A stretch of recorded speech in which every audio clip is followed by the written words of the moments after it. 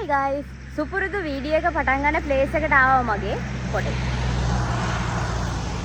Hi guys, ඔන්න ඉතින් මගේ සුපුරුදු වීඩියෝ එක පටන් ගන්න තැනට ආවා. අදත් අපි යන්න හදන්නේ තවත් ලොකේෂන් එකකට. උල්පත්‍රව කියලා එකක් තියෙනවා මේ පැත්තේ.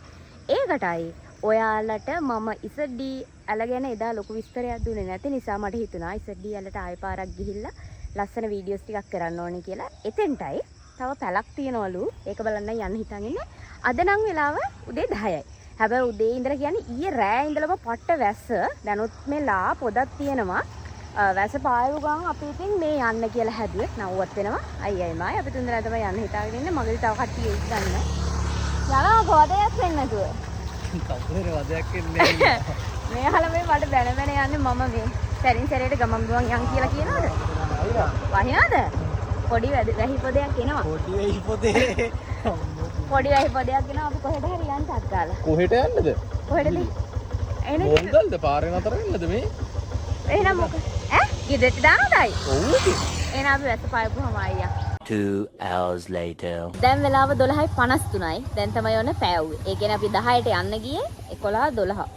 එක පැය 3කට පස්සේ තමයි ළමයි අපි දැන් ආයේ එළියට බැස්සේ. පේනා නේද වතුර හැමතැනම පොඩි ෂේප් ගතියක් තියෙනවා.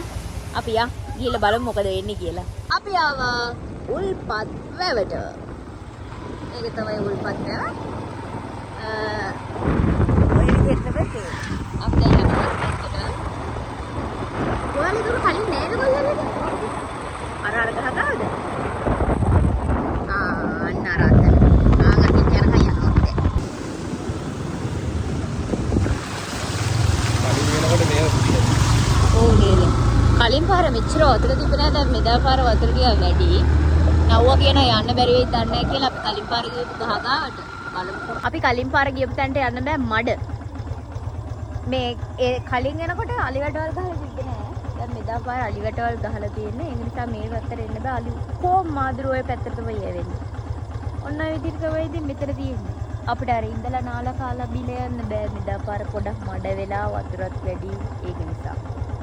අපි දැන් ඊගාවට යන්න කොහෙද? අර පැලටද? ඈ? දන්නේ. කොහෙද ළඟම? පැලද? පැලද ළඟම ඊළඟට? ඉසඩියලටත් යන්න ඕනේ. ඒකට අන්තිමට හරි පැලගාවට ගිහිල්ලා හරිය. බලමු. අපි ආවා පැලට. මෙතනට ඔයා කලින් ආවේ? ඔව්. මේ ලස්සන ගිරාව ඉන්නවනේ. මේ හරියනම් ගොයන් කපලද? කපලා නෑ වෙටිලා. මේ දවස් 3ට වැස්ස ළමයි ආයි අර ඈත පේන දිඹුලාගෙන. මාර වැස්සක් වැස්සා ඒ දවස් 3ට ගන්න දෙයක් නැති වෙලා. ඉතින් කුඹුරු පව් ඉතින් ගොවියෝ ඔක්කොමලා. මෙන්න අපේ පැල. ඔන්න ඔය විදිහට තමයි මෙතන තියෙන්නේ. මම හරි ආසාවෙන් හිතේ මෙතන එන්න. මොකද ගිය පාර අයියලා ඇවිල්ලා මෙතන උයාගෙන කාලා පැලී නැගලා එන ලස්සන ෆොටෝස් එහෙම අරගෙන තිබ්බා. ඒක නිසා මම හරි ආසාවෙන් හිතේ මෙතනට යන්න. මේකද ඉුවේ? මේක? නෑ මීටින්. මෙතන. මේ තියෙන්නේ. අතනින් නම් තමයි මම අර ෆොටෝ එකක් ගහුවේ මේ ඔක්කොම අහුවෙන්නේ. ලස්සන අර දිඹුලාගල පේනවා. මාර ලස්සනයි ඉතින්. කොළ පාටටම තිබ්බනම් තවත් ලස්සනයි. උඩ වහලක් ගන්න තියෙන්නේ. උඩ නගින්න අම්මා. ඉබ්බ දාලා තියෙන්නේ. ඈ? අප්පට සීරි වෙනවා. ඉබ්බ දාලා නෑ. අපි නගිමු. මං ආවුඩට උඩ මේ විදිහට තමයි තියෙන්නේ. ඇතුලේ පැල් රකින්න බඩු පැදුරක් තියෙනවා. වතුර බෝතල් තියෙනවා. ඒක ඉතර පෙට්ටිය මොන හරි තියෙන බඩු දාපුවක් එන්නේදී. ආයෙත් යායටම පේන පට්ට ලස්සන view එකක් දිඹුලාගල පේන මෙතෙන්ට වෙන මොනවද ළමයි සැප ජීවිත සැප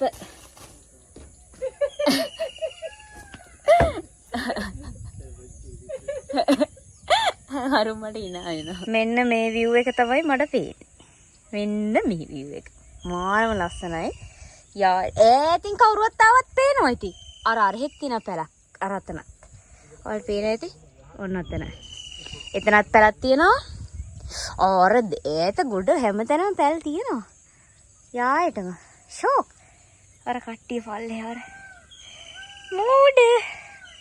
මරුවනේ ලස්සනයි.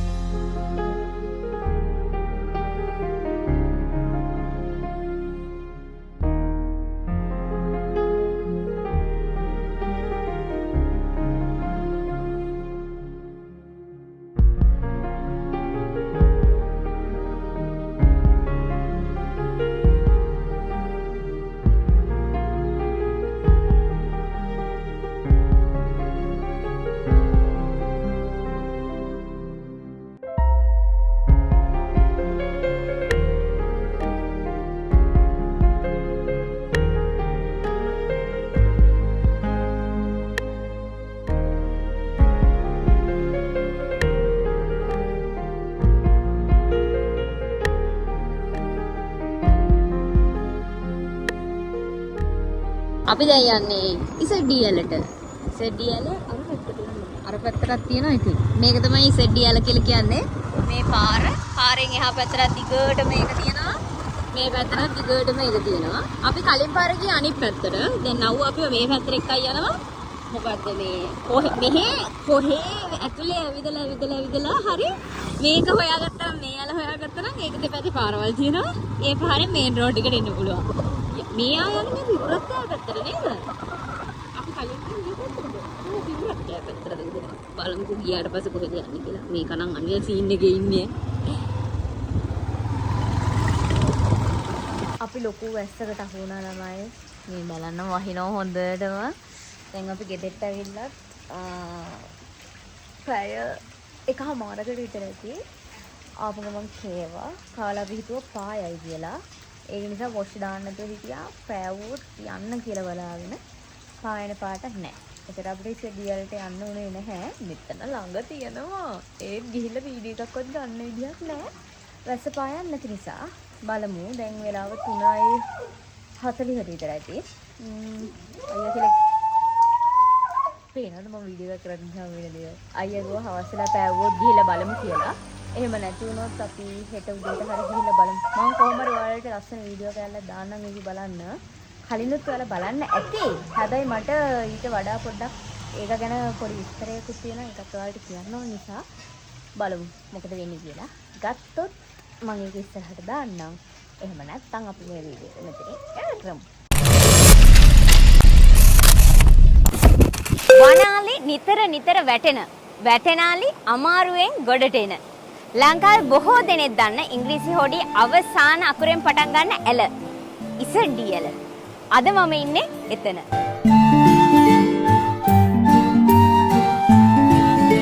ඉසඩී ඇල කියලා කියන්නේ අපේ රටේ තියෙන ප්‍රධාන වාරි ඇල මාර්ග වලින් එකක්. මේ ඇල පටන් ගන්නේ මාදුරුවේ ජලාශය. මාදුරුවේ ජලාශයේ ඉඳලා වැලිකන්ද අසේලපුර දක්වා මේ ඇලෙන් ජලය අරගෙන යනවා. ඒ කියන්නේ මේ ඇල දිගින් කිලෝමීටර් 52ක් පමණ වෙනවා. මගේ මතකය හරිනම් මේ ඇල ඉදි කරලා තියෙන්නේ ඇමරිකන් සමාගම් දෙකක් වෙන සැක්‍රි සහ ඩිලිහැමි කියන ආයතන දෙක එකතු වෙලා. ඉතින් ඒ ආයතන දෙකේ මුල් අකුරු දෙක එකතු කරලා තමයි මේ ඇලට ඉසඩී ඇල කියලා නම් කරලා තියෙන්නේ. 1981 ඉඳලා 1986 දක්වා ඉසඩී ඇලේ ඉදිකිරීම ක්‍රියාත්මකව තිබුණා. මේ ඇලේ පිහිටීම හරිම විශේෂයි. එක පැත්තකින් මහවැලි ගඟ අනිත් පැත්තෙන් මාදුරුවය. මේ දෙක මැද්දෙන් තමයි ඉසඩී ඇල නිර්මාණය කරලා තියෙන්නේ. මේ ප්‍රධාන ඇල හරහා පාලන දොරටු 16ක් තියෙනවා. එතකොට ගලන ජල ප්‍රමාණය මේ දොරටු 16ම පාලනය කරන්න පුළුවන්. ඒ කියන්නේ රෙගියුලේටර් සිස්ටම් එකකට තමයි මේ ඇල නිර්මාණය කරලා තියෙන්නේ. ඉසඩී ඇලේ තියෙන ජල මට්ටම කිසිම විදිහකින් විශේෂ හේතුවකට ඇරෙන්න අඩු කරන්නේ නැහැ. එහෙම කරත් ඒ ජල ප්‍රමාණය අඩු වෙන්න දවස් 3ක් විතර යනවා. මේ ඇල කිලෝමීටර් 52ම හදලා තියෙන්නේ කොන්ක්‍රීට් වලින්. ඒ විතරක් නෙමෙයි ඒක විශේෂ හැඩයකට. ඉසඩී ඇලේ මතු පිට පළල මීටර 5ක් පමණ පෙනුනට ඇලේ පතුලට යනකොට ඒ පළල මීටර 3.5 දක්වා අඩු වෙනවා. ඒ වගේම මේ ඇලේ ගැඹුරත් මීටර 5කට වගේ ආසන්නයි. මේ ඇල ඒ විදිහට නිර්මාණය කරලා තියෙන්නේ ඉහළ කොටසදී වැඩි ජල ප්‍රමාණයක් අරගෙන යන්න ඕන විදිහට. මහවැලි බී කලාපයේ කුඹුරු හෙක්ටයාර 18000කට වඩා වැඩි ප්‍රමාණයක් පෝෂණය කරමින් ඉසඩී ඇල ගලා බසිනවා. සාමාන්‍යයෙන් ගත්තොත් වසරකට වනාලි 20ක් 25ක ප්‍රමාණයක් මේ ඇලට වැටෙනවා. එයාලට ගොඩට එන්න පුළුවන් විදිහේ පඩිපෙළවල් කිහිපයකුත් මේ වෙනකොට සකස් කරලා තියෙනවා. වනාලි විතරක් නෙමෙයි තවත් නොයෙකුත් සතුන් වගේම මිනිස්සුත් මේ ඇලට වැටෙනවා. දිවි බේරා ගන්න ප්‍රමාණය වගේම ඒ අතර මරණ කිහිපයකුත් වාර්තා වෙනවා. ඉසඩී ඇලේ මතු පිටින් බලනකොට ජලය ගලනවා වේගයක් පෙනුනේ නැති වුණාට ඒ ඇලේ පතුල ඉතා වේගයෙන් ජලය ගලනවා. අන්න ඒ හේතුව වගේම මේ ඇලේ හැඩය නිසා වැටෙන කෙනෙක්ට ගොඩ එන්න හරිම අමාරුයි. ඒ කොහොම වුණත් අවුරුදු 40කටත් වඩා වැඩි වසර ගණනාවක් මහවැලි බී කලාපය පෝෂණය කරමින් ගලන මේ ඉසඩී ඇල තවමත් ඉතාමත් හොඳ තත්ත්වයේ පවතින ඉදිකිරීමක්.